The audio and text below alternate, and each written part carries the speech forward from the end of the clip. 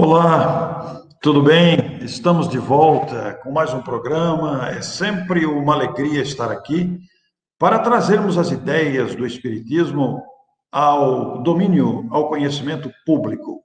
A expressão Espiritismo para todos é exatamente com esta finalidade: deixar disponível o conhecimento espírita para que todos tenham essa oportunidade de conhecer esta doutrina que esclarece, esta doutrina que ensina, esta doutrina que nos faz compreender a vida, seus desdobramentos, seus desafios, suas lutas, suas conquistas.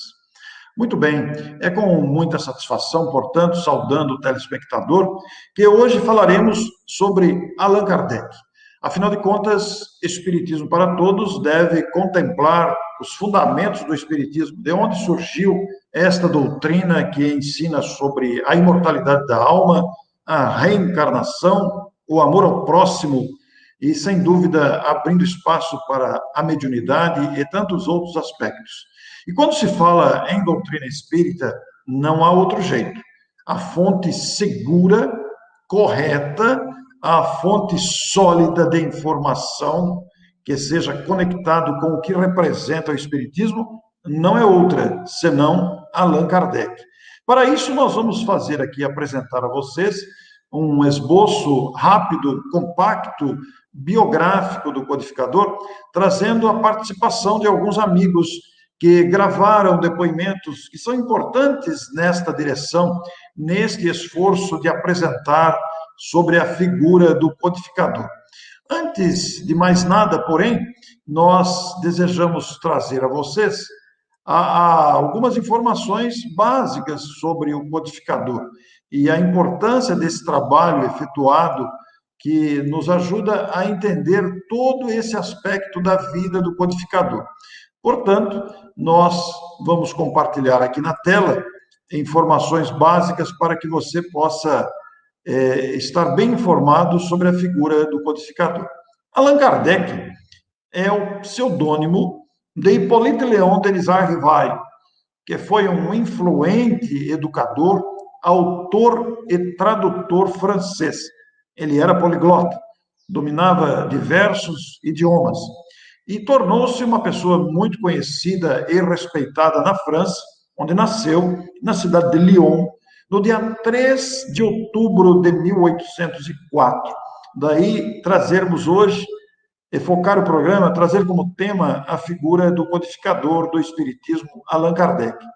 E sendo um professor muito respeitado, um educador que teve suas obras didáticas, educativas, utilizadas pelo governo francês na educação do país, ele era uma pessoa muito respeitada. Então, foi um influente educador, autor de vários livros didáticos na área da educação e tradutor de outras obras. E sob o pseudônimo de Allan Kardec é um pseudônimo, ele notabilizou-se naturalmente como codificador do Espiritismo. A palavra codificador indica por si só que ele não é o inventor do Espiritismo, ele não é o fundador do Espiritismo, não é o criador do Espiritismo. Ele é o codificador, quer dizer, aquele que organizou os ensinos doutrinários do Espiritismo depois que teve a sua atenção chamada para os fenômenos produzidos pelos espíritos e que ele passou a estudar e percebeu a lógica, a grandeza, a abrangência desse conteúdo. Ele não publicou as suas obras senão porque convenceu-se da realidade dos fenômenos produzidos pelos espíritos, que nada mais são do que os homens antes da encarnação no planeta e após a desencarnação, ou seja, após a morte. E durante a encarnação, como é o nosso caso, que estamos aqui ocupando corpos carnais, não deixamos de ser espíritos, apenas estamos nos valendo de um instrumento biológico que é de natureza perecível, tem um certo tempo de durabilidade, não é mesmo? A vida material, ela é passageira, ela é temporária, não é definitiva. a vida do espírito, esta sim é definitiva.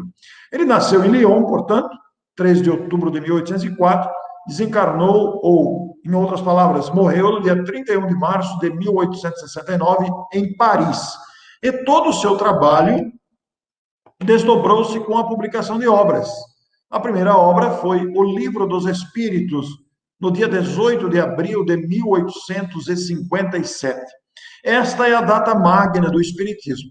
É a data que saiu a obra principal, que desdobrou-se nas demais obras, que também vamos mostrar aqui, deu origem aos adeptos do Espiritismo, que, por sua vez, fundaram as instituições espíritas, que se distribuem dentro e fora do Brasil, no Brasil com grande abrangência, trazendo os ensinos dos espíritos. Esta obra é a principal obra que deu origem às demais. É a fonte da informação segura e correta. É o principal conteúdo do espiritismo, aí está para ser estudado. Ainda é uma obra desconhecida. Ainda é, por falta do seu conhecimento, as pessoas se perdem muitas vezes em questões que não condizem com o Espiritismo, por não conhecerem a obra principal, o Livro dos Espíritos. Na sequência, veio o Livro dos Médiuns, que foi lançado em 15 de janeiro de 1861.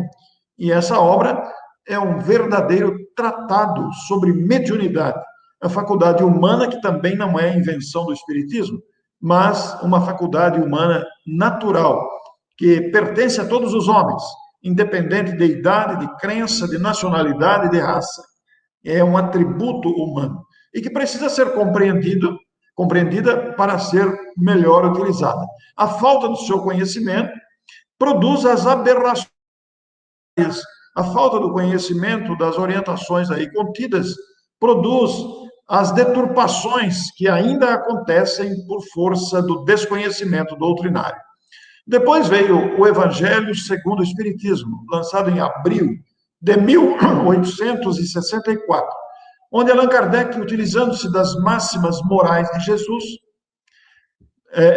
comenta, amplia, explica essas passagens de Jesus que não ficaram compreendidas na época em que foram ditas pelo próprio mestre da humanidade. Não é o Evangelho dos Espíritas, é o Evangelho de Jesus comentado à luz do Espiritismo, conforme o ensino do Espiritismo, e que, portanto, se traduz num material igualmente muito valioso de estudos. É a obra mais conhecida, mais comentada, mais estudada, porque realmente traduz esperança, conforto, consolação. Depois temos o céu e o inferno, exatamente analisando essas questões que ainda originam medo. Fala sobre o céu, sobre o inferno, sobre a morte, sobre o diabo, sobre as penas ou sofrimentos chamados eternos, o que é um equívoco. Na verdade, o céu e o inferno não existem. O que existem são estados conscienciais. Esta obra traz em abrangência essa questão. Depois temos a Gênese, lançada em 6 de janeiro de 1868, que analisa as origens do planeta e também analisa a questão dos milagres de Jesus, as predições, a nova geração, obra valiosíssima igualmente para ser estudada. Este material, portanto, foi produzido por Allan Kardec, está à disposição de todos nós para que possamos compreender em abrangência todo este material e que, portanto, traduz o conhecimento do Espiritismo.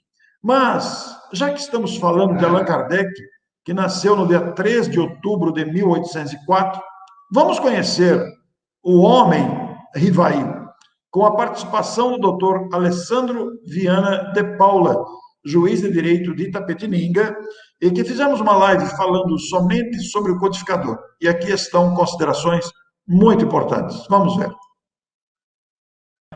Alessandro, o homem, Hippolyte Léon Denisard Rivail.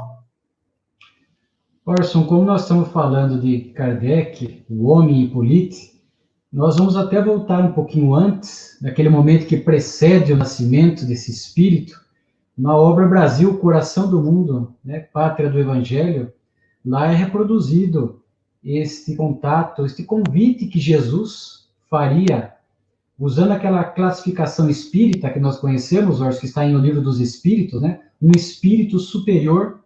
Lá Jesus chega a dizer um dos grandes discípulos dele, sendo convidado para vir à Terra, assumindo essa tarefa de codificador, decodificar o pensamento dos imortais, trazendo a veneranda religião espírita para nós. Portanto, a gente bem se vê que o Cristo escolheu um espírito da magnitude de Allan Kardec, de Hippolyte Léon, para realizar uma tarefa desse porte.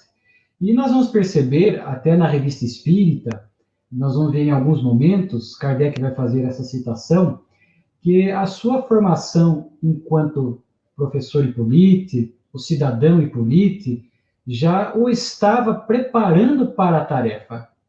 Porque nós vamos ver que, por exemplo, nós sabemos que desde cedo, em torno dos 11, 12 anos de idade, a sua mãe, que seu pai já havia desencarnado, o leva para estudar no Instituto de Verdun, de Pestalozzi, na Suíça, onde ele fica em torno de 4 a 5 anos. Ou seja, ele já vai estudar essas questões da pedagogia, da educação com Pestalozzi, e depois, é claro, ele implementaria algumas questões de cunho pessoal. Porque quando a gente fala de Allan Kardec, é esse grande educador de almas. Então, veja o quanto foi importante essa formação de pedagogo, de educador, enquanto esteve em Verdun, e depois, quando ele retorna a Paris, e vai ser o grande pedagogo francês, vai lançar obras na área de aritmética, da língua francesa, geometria, etc. Então, vemos facilmente que se trata de um espírito diferenciado. Poliglota, falava em torno de 4 a 5 línguas, uma pessoa que adorava o estudo, apresentava uma ampla capacidade intelectual, mas vamos ver também a sua capacidade na área do sentimento, que é um dos tópicos que nós vamos abordar. Porque quando a gente fala do codificador, a gente acaba lembrando muito dessa capacidade intelectual de Kardec, e acabamos nos esquecendo desse lado moral de Kardec, o sentimento, que muitas vezes nas obras básicas, a gente talvez não perceba com tanta ênfase, mas na Revista Espírita nós vamos conseguir resgatar isso. Um homem de ciência, eu acho que isso era muito importante. Por que nós estamos resgatando um pouco esse período pré-codificação, e já citando algumas coisas da Revista Espírita? Um homem de ciência. Ele fazia parte da Academia de Ciência, tanto que, quando surgiram os movimentos das mesas girantes, os fenômenos espirituais, intensos para chamar a atenção da humanidade, muitos amigos de Kardec, da ala científica, ficaram felizes quando souberam que Kardec ia investigar, porque eles acreditavam que ele era um homem tão racional, tão lógico, pautado por um bom senso extraordinário, que ele iria achar a fraude, que ele iria descobrir a fraude por detrás das mesas girantes e dos fenômenos espirituais, quando acontece o oposto.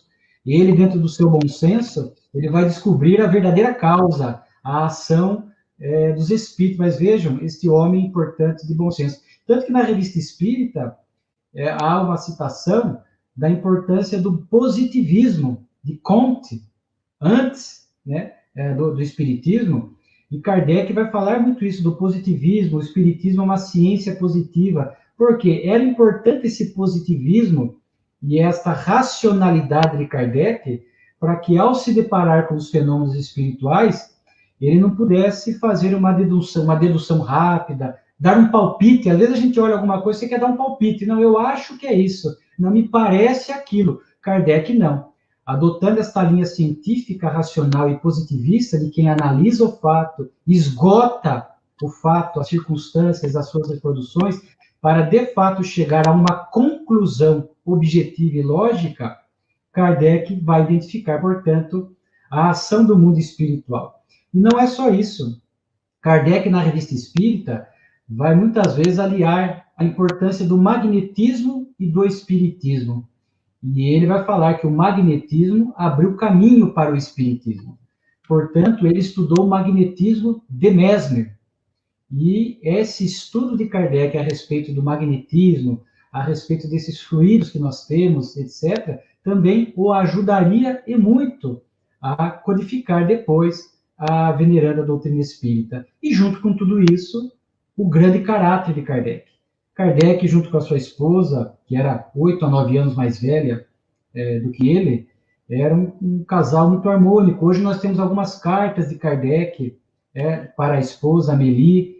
Nós vamos ver, portanto, ali o companheiro, o marido, o homem caridoso, que muito pouco se fala, e nós vamos ver um pouco isso, o homem caridoso, né, o homem tolerante, o homem responsável, disciplinado. Ele chegou, inclusive, a trabalhar com livros, em livraria, já preparando para os livros espíritas, que viriam mais à frente. Então, quando a gente olha essa vida de Kardec, realmente o pedagogo, o que estudou o magnetismo, enfim, o caráter de Kardec, a sua respeitabilidade diante da sociedade francesa, é algo que realmente não é um espírito qualquer. Como eu disse, é um desses discípulos do Cristo, como ele próprio fala, e um espírito superior com características que o qualificariam para dar conta dessa missão extraordinária que ele executou em tão pouco tempo. Quando você vê, olha, a obra de Kardec,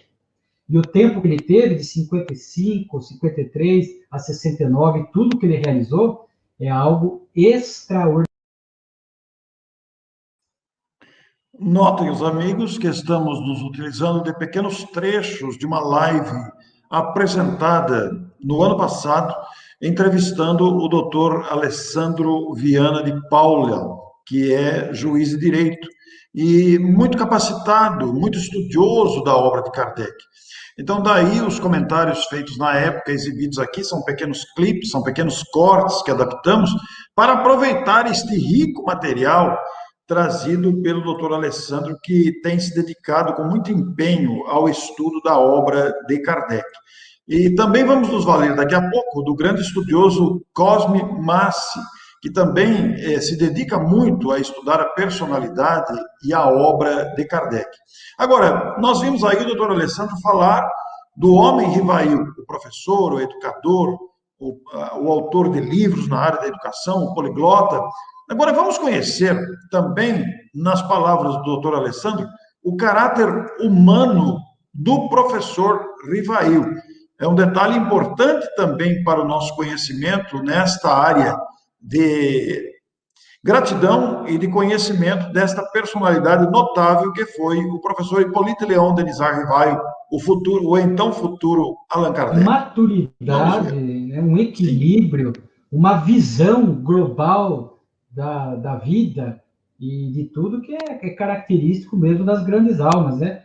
Você vê que a preocupação de Kardec, já o homem Hipólito, quando adota o pseudônimo Allan Kardec, que a gente sabe que é de uma reencarnação nas Gálias, né?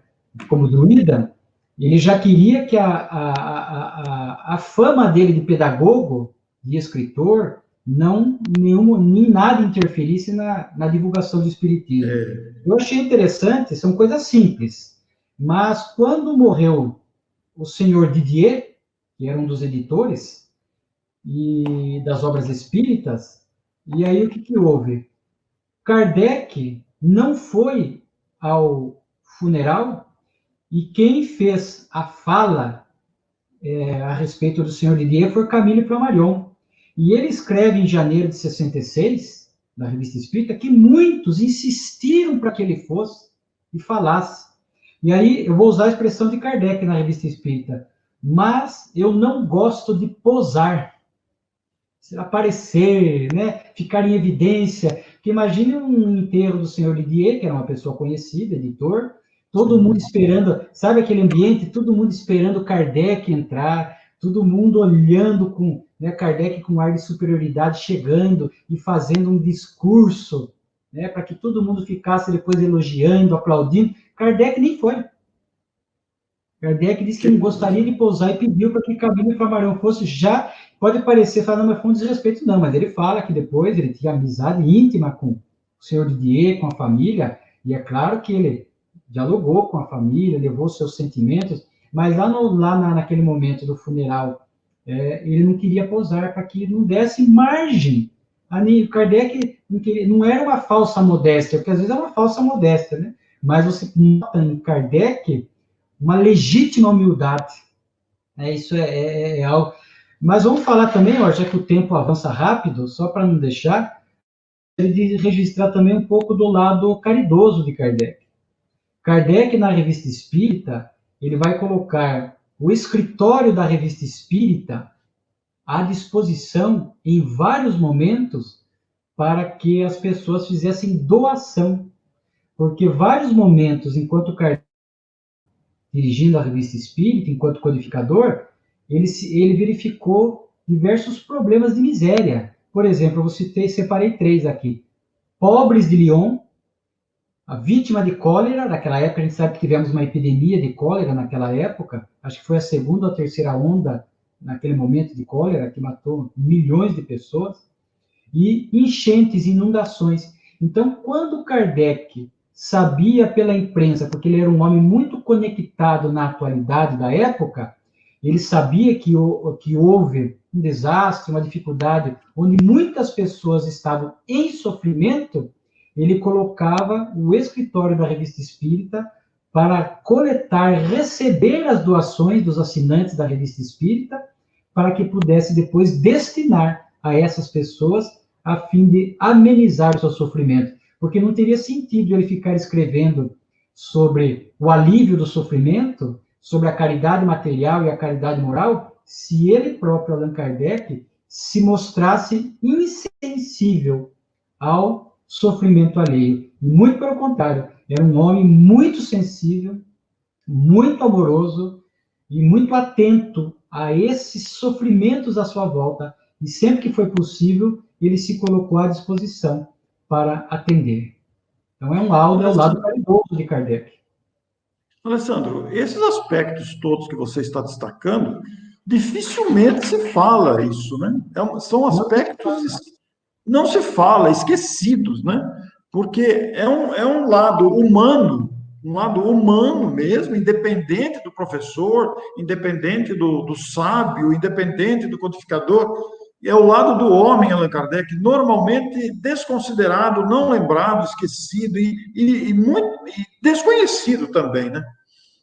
E a gente sabe que a gente sempre ouve falar dos lemas de Kardec, né? Trabalho, solidariedade e tolerância. Então, nós vamos encontrar na Revista Espírita fatos reais, registrados, que comprovam este lado do trabalho de Kardec, este lado solidário de Kardec, que falamos agora há pouco, o lado caridoso, e o lado da tolerância de Kardec, é algo que também nós vamos ver em muitos momentos da Revista Espírita, quando surgiu, naquela época já havia, viu, Orson? Atritos no movimento espírita, divisões, discussões, enfim, problemas, e Kardec sabia muito bem lidar com tolerância. Ele não acusava, ele não julgava, ele não apontava erros, ele entendia os limites de cada um e escrevia os seus artigos quando identificava algum problema no movimento espírita. Nós vamos perceber que ele fazia isso com profunda tolerância, tanto que quando ele desencarna, se não me falha a memória, o próprio Camille Flammarion vai registrar também, tem na sua fala famosa, né, no seu discurso famoso, também, eu não sei se é nesse mesmo discurso ou logo após, ele vai falar assim de Kardec, era a tolerância em pessoa, o bom senso encarnado e a tolerância.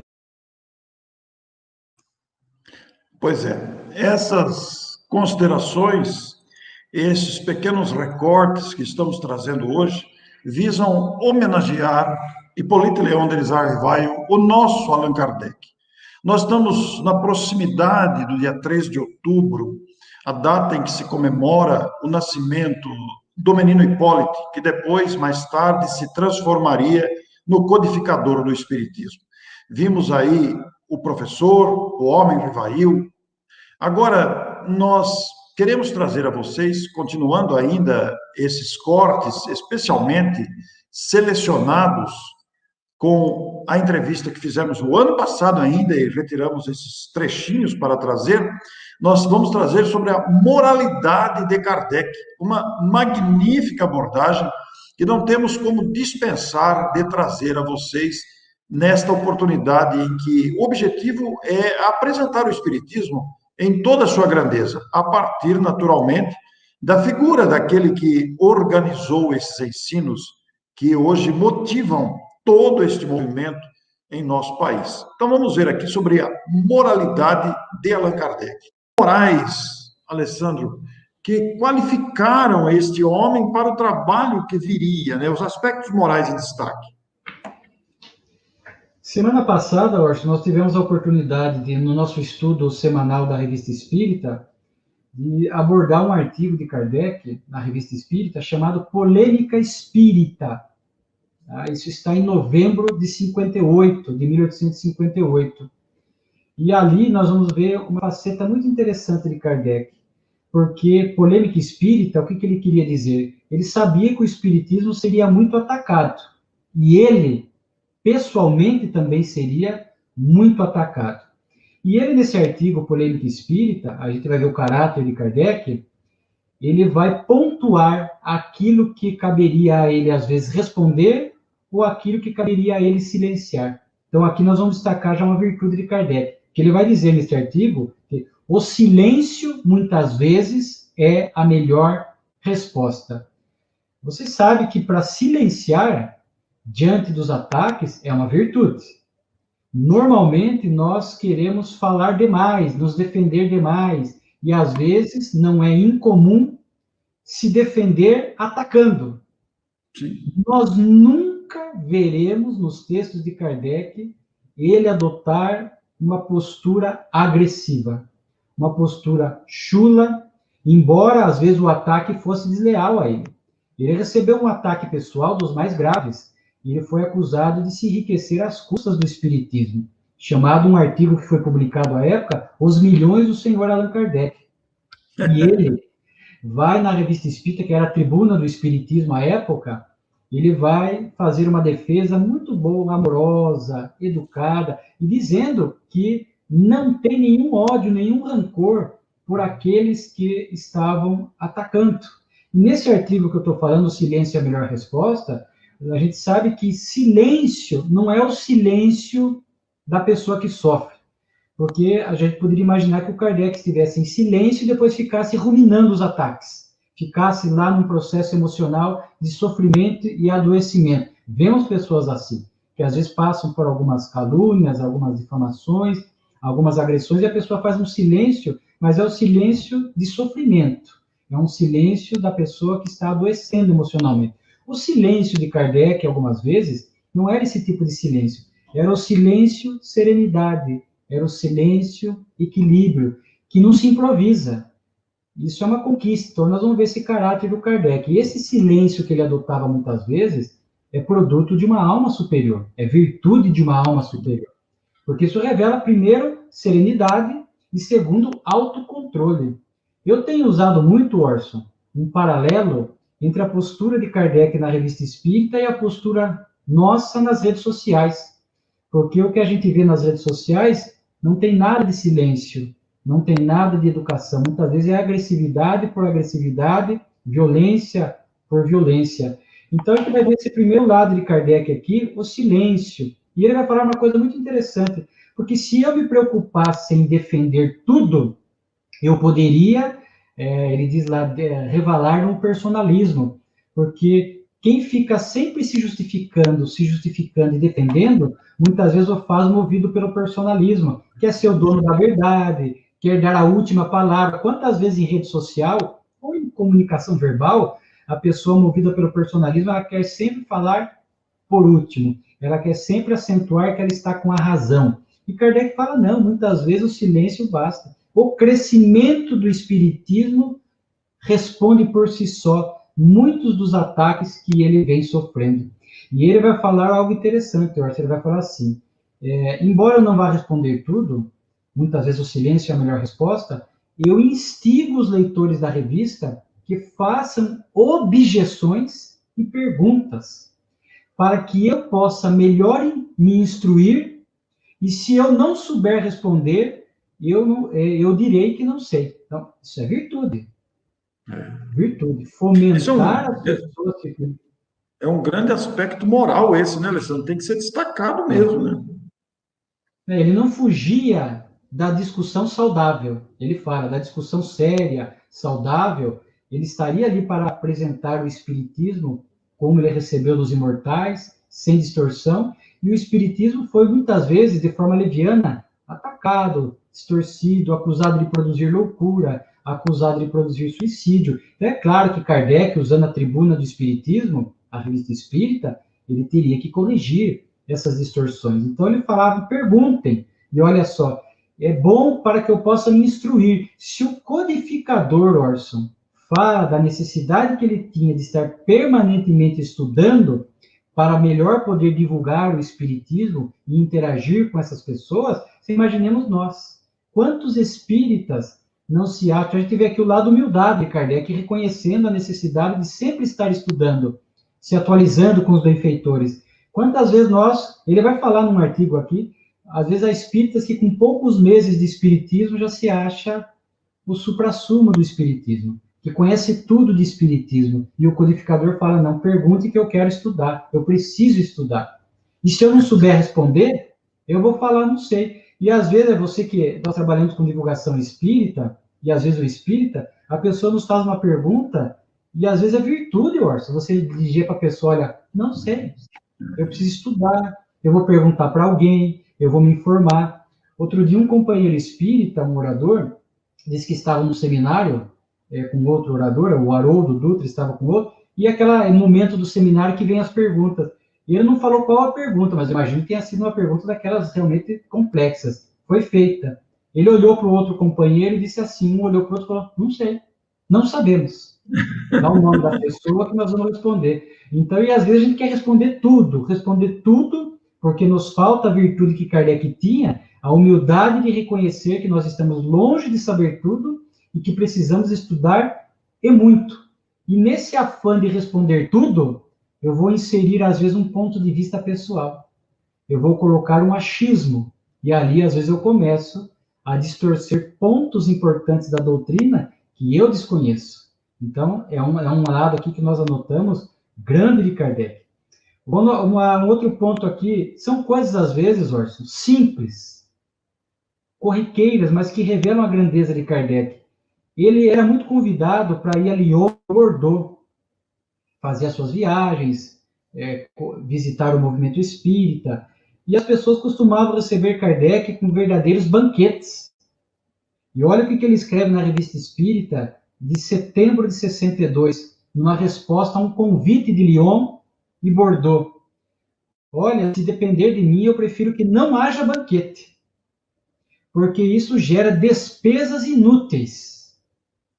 Eu gostaria que me oferecessem uma união boa, franca e sólida. Então, Kardec tinha a virtude. Ele dispensava o banquete, que gerava gastos, despesas desnecessárias. Claro que Kardec ia chegar lá, não ia oferecer nada para ele comer. Não, mas uma coisa modesta, simples, nada de banquete que gerava custos.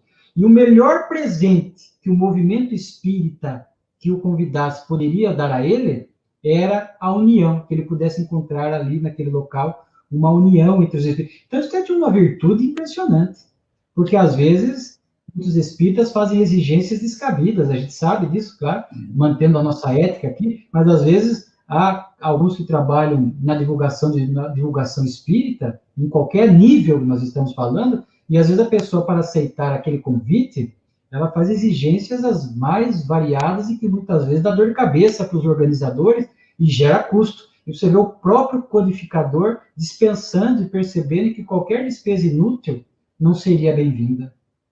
É admirável a gente pensar essa postura coerente com a doutrina espírita, coerente com o evangelho, né?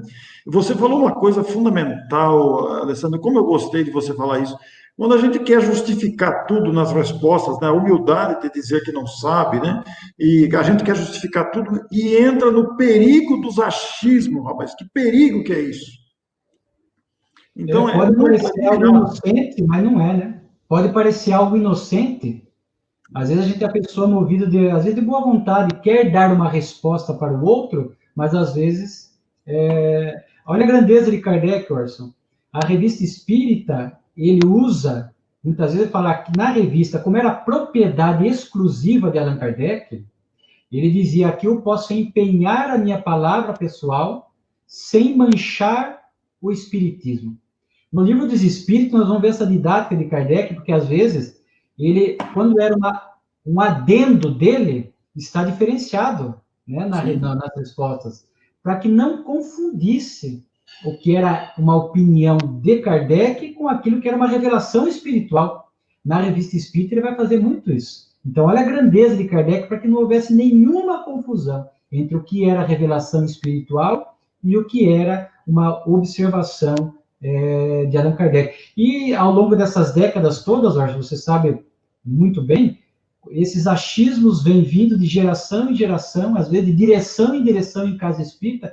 Às vezes a gente visita a casa espírita, cujas práticas e hábitos foram construídas há décadas por achismo de dirigentes.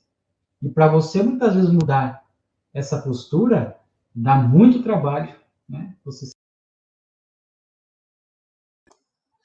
A gente percebe a moralidade de Allan Kardec nesses exemplos, nessas citações, nessas reflexões trazidas pelo amigo querido Alessandro. E nada mais justo do que, aproximando-se a data de nascimento daquele que foi Allan Kardec, nos interessemos em conhecer a personalidade, os feitos, os exemplos de Allan Kardec. Afinal de contas, estamos com os livros da codificação para estudar continuamente, assinados pelo nome Allan Kardec. Quem foi Allan Kardec? É este esforço que nós estamos querendo oferecer aos amigos, da mesma forma em que homenageamos o codificador, trazemos esses conceitos amplos para a ampliação da nossa cultura doutrinária, referindo-se naturalmente ao grande nome do Espiritismo, ao principal nome do Espiritismo, que é aquele que trouxe o exemplo na conduta, além de ter sido aquele que codificou o Espiritismo. E agora trago para vocês um último recorte aqui com o doutor Alessandro, um discurso de Allan Kardec, muito importante também esse curtinho recorte que vamos trazer à apreciação dos amigos que acompanham aqui este programa. Vamos ver, então, com atenção igualmente. Ele, inclusive, num dos discursos, eu não sei aqui se eu vou achar, achei aqui, está num discurso de novembro de 61, que ele é um discurso que ele faz em Bordeaux, ele vai falar, inclusive, do perfil do dirigente. Isso é o Kardec falando, o perfil do dirigente. Ele fala, tem que ter uma qualidade de conciliador, zelo doutrinário e devotamento ao espiritismo. Então ele fala, qualidade conciliatória, zelo e devotamento. Quem quer ser dirigente, trabalhador na casa espírita, é Kardec nos seus discursos apresentando as características. Claro que hoje nós encontramos nas obras complementares do Espiritismo muitas orientações que vêm de espíritos compromissados com Kardec, com Jesus, mas é muito oportuno e muito válido quando a gente vai buscar na fonte o próprio codificador nos apresentando essas características e essas qualidades. Então, o dirigente, se ele tiver esse tom de conciliação, ele vai resolver muitos problemas que se apresentam no dia a dia, no cotidiano, do seu estudo, da sua tarefa, da casa espírita. Muitos que não têm esse perfil de conciliação, às vezes eu já vi, acabam colocando mais lenha na fogueira, acabam alimentando mais dissensão do que promovendo conciliação. Né?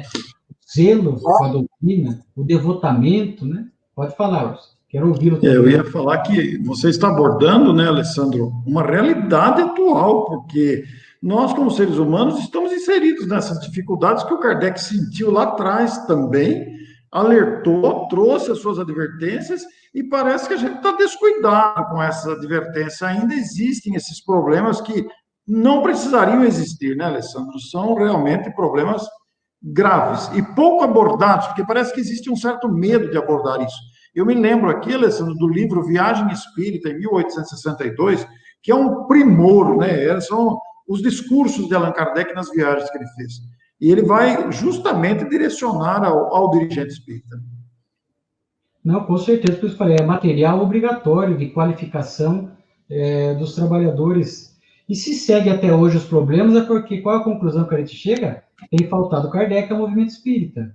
Assim como a gente nota que tem faltado Jesus, que se você pega de 2000 anos para cá, os mesmos problemas morais, as mesmas dificuldades, é porque nós estamos ignorando ou não colocando em prática os ensinos do Cristo.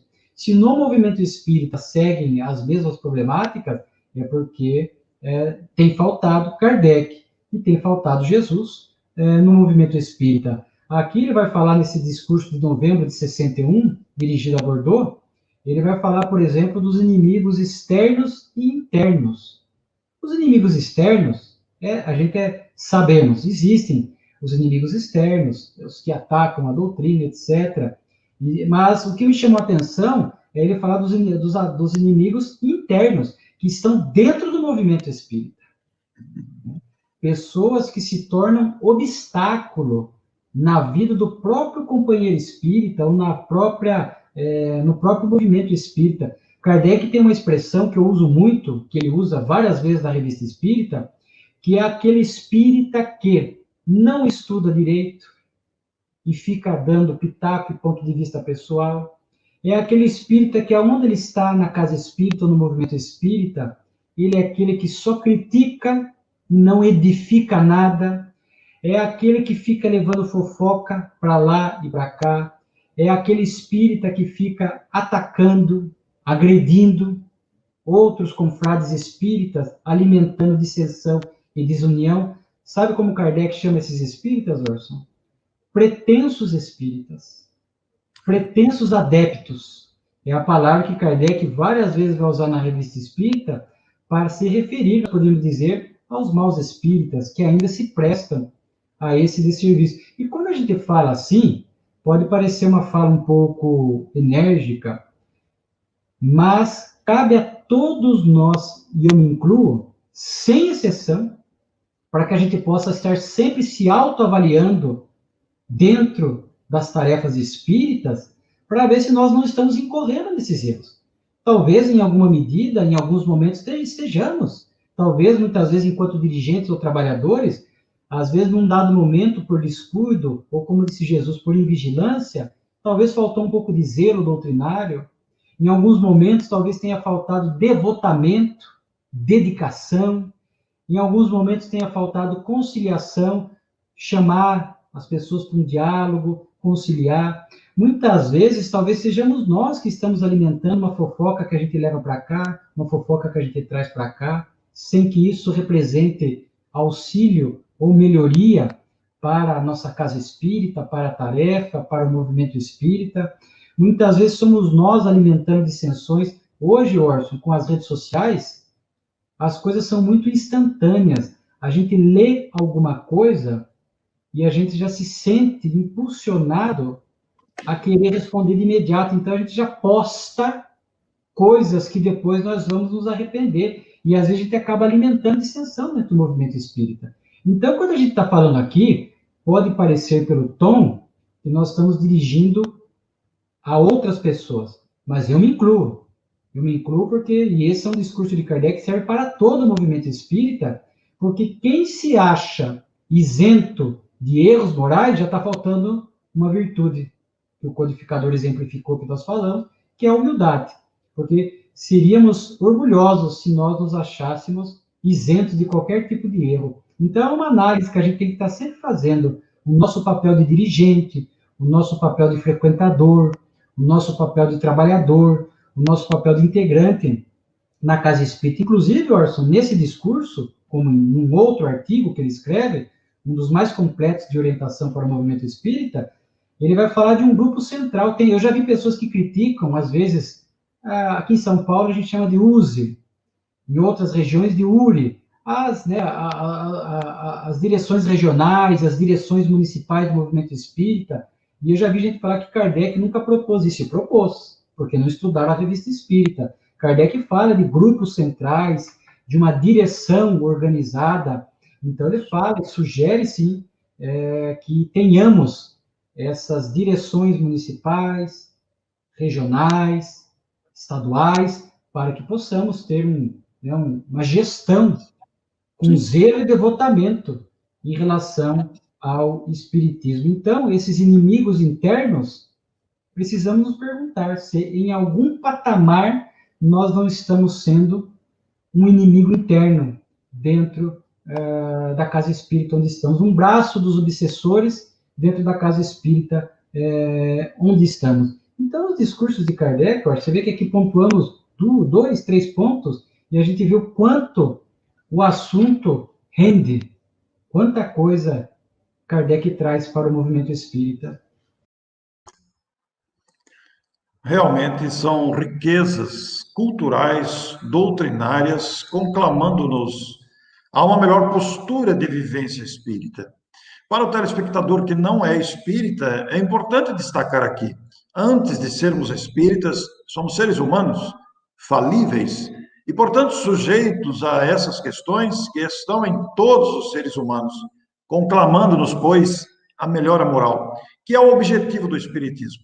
O Espiritismo não veio para aplicar passes, para falar com espíritos, não. O objetivo principal do Espiritismo é a nossa melhora moral. Eu destaquei aqui 2 trechos bem curtinhos também de Cosme Massi, grande estudioso do Espiritismo, destacado pesquisador da obra de Kardec, e que nós vamos trazer aqui para vocês. 2 minutos, vejam só que curtinho e que importância que este comentário traz para a nossa apreciação. Frequentemente, essa expressão que é importante compreender Kardec para viver Kardec. Com isso, queremos dizer que, ao estudarmos aquilo que se encontra na obra de Kardec, que reflete o pensamento dos espíritos superiores, nós, ao compreendermos esse pensamento, estaremos melhor preparados para botá-lo em prática. Viver Kardec significa viver os ensinamentos contidos em suas obras. Ali estão os ensinamentos do Espírito de verdade, de muitos espíritos superiores, nos orientando a termos uma vida melhor, uma vida mais feliz. Ali se encontra a expressão do pensamento do próprio Cristo. Kardec, na nossa opinião, foi o que melhor soube expressar o pensamento de Jesus. Então, quando falamos compreender Kardec para viver Kardec, significa compreender esse pensamento de Jesus na linguagem bem escrita, com raciocínio lógico, com profundidade por Allan Kardec. Então, quando a gente compreende Kardec, nós compreendemos Jesus em toda a sua pureza. E se vamos viver o ensinamento de Kardec, estamos ao mesmo tempo vivendo o ensinamento de Jesus de forma mais pura, de forma mais rica possível. Por isso eu digo sempre, é muito importante compreender Kardec para viver Kardec. Muito bem, o nosso Cosme, sempre com a sua tranquilidade, com a sua lucidez, acrescentando às nossas reflexões. E o mesmo Cosme, com toda a sua didática, com toda a sua maneira muito prática de falar, vejam o que ele nos traz também neste comentário, muito apropriado. Que espírito superior admirável! Allan Kardec serve de exemplo para cada um de nós daquilo que o Espiritismo pode fazer pelo homem. Ele soube muito bem compreender o pensamento de Jesus e dos espíritos superiores, colocando esse pensamento em forma de palavras, em textos tão bem construídos, organizados didaticamente, com uma lógica excepcional.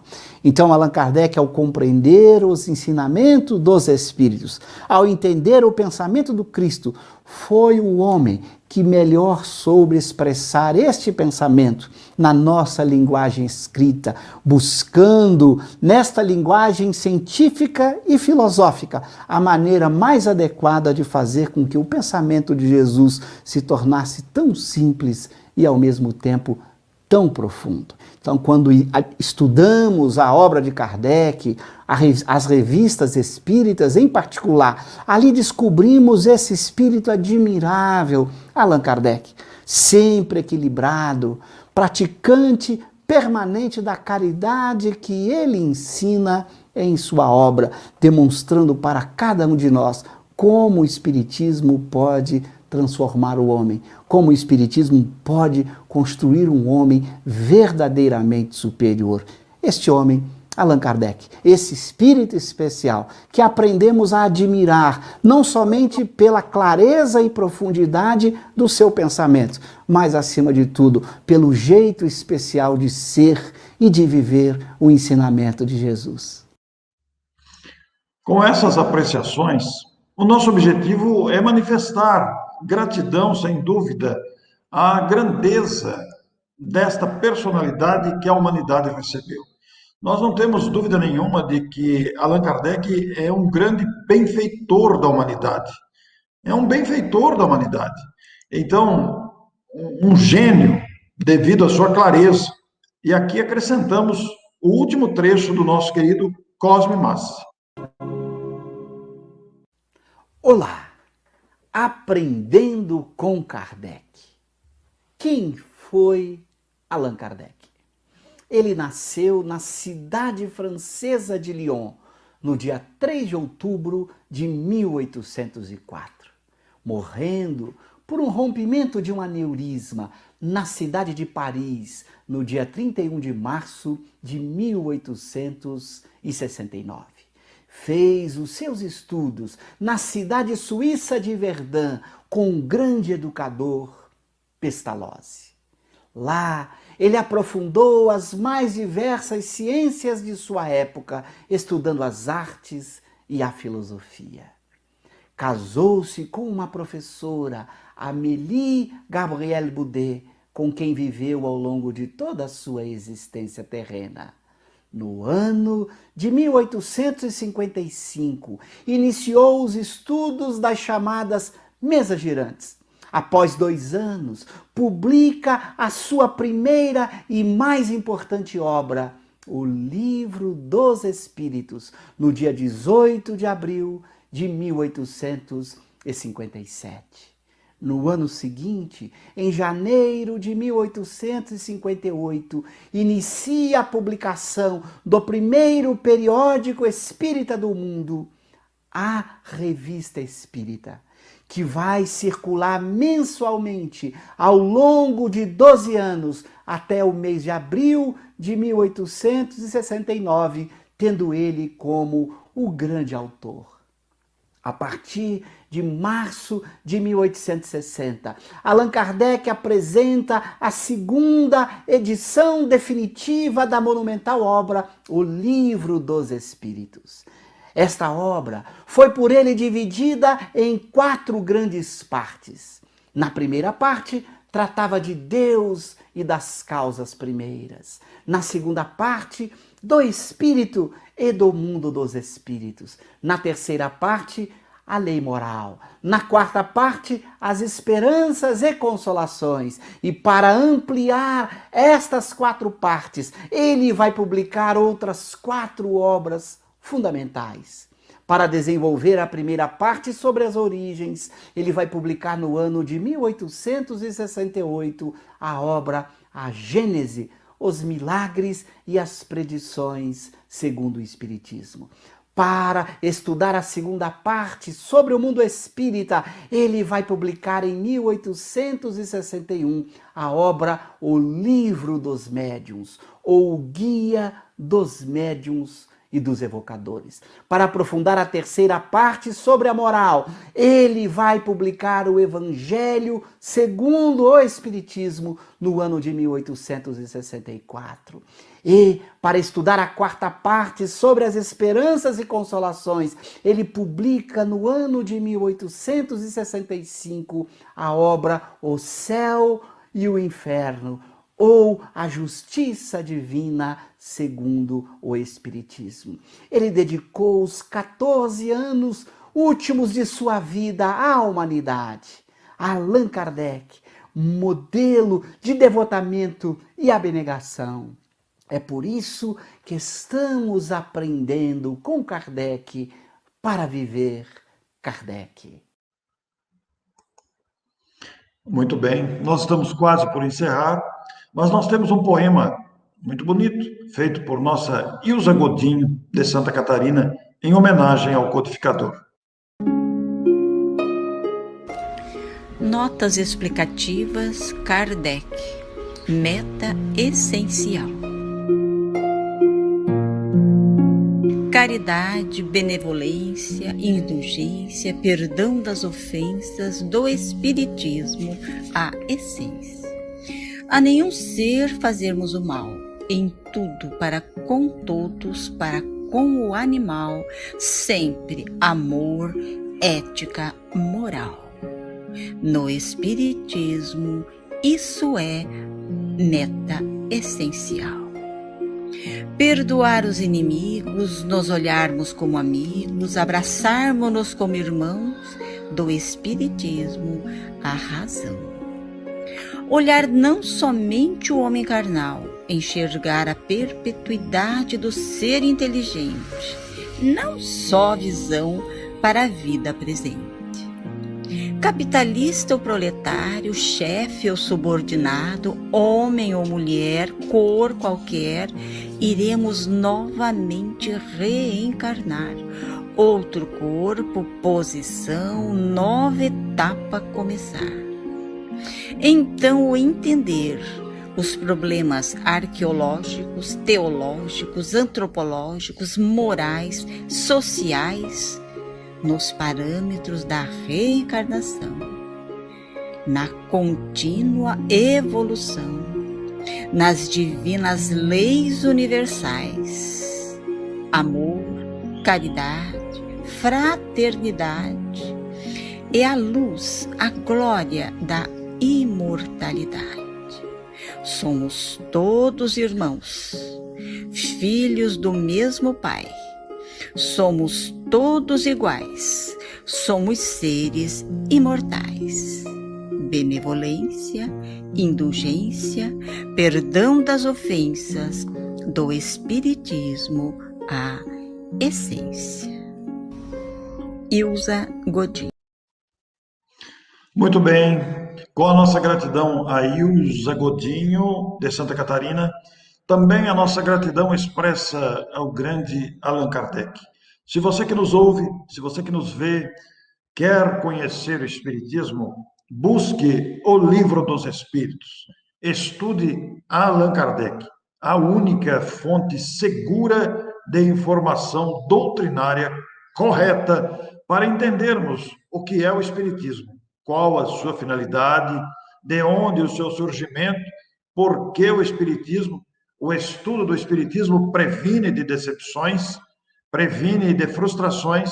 O estudo do Espiritismo é como se fosse uma verdadeira vacina contra as informações incorretas, deturpadas, equivocadas, que podem surgir e que estão por toda parte, fruto da nossa condição humana de carência, de limitação, de dificuldade para o entendimento. Para não nos enganarmos, estejamos com Allan Kardec, não nos decepcionaremos. Muito obrigado a você, muito obrigado por acompanhar, compartilhe com outros amigos para que essa informação segura, doutrinária, consistente, com a participação de Ilza Godinho, com a participação do Cosme Massi e do nosso querido Alessandro Viana de Paula, esta informação chegue a mais pessoas. Muito obrigado e até a próxima oportunidade de divulgação de Espiritismo para todos.